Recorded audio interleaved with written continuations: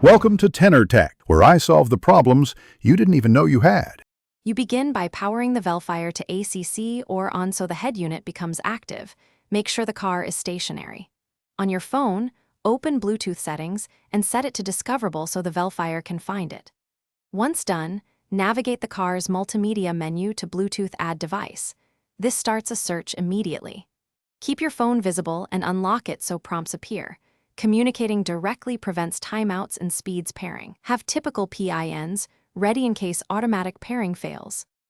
When the Vellfire finishes scanning, select your phone name from the list on the head unit. The system then generates or requests a PIN.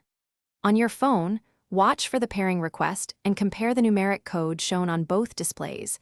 Confirm only if they match, because this prevents accidental connections.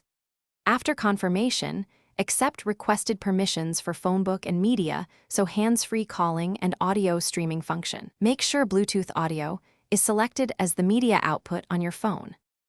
Finalize by testing a call and streaming music to confirm phonebook sync and A2DP audio are active.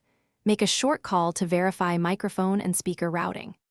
If connection fails, remove the Vellfire entry from your phone and delete the phone from the car's paired devices.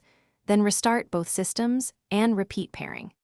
If problems persist, perform a soft reset of the head unit or check for firmware updates. This clears cached pairing conflicts and often resolves stubborn Bluetooth issues. Thanks for watching. Subscribe to keep your life in tune.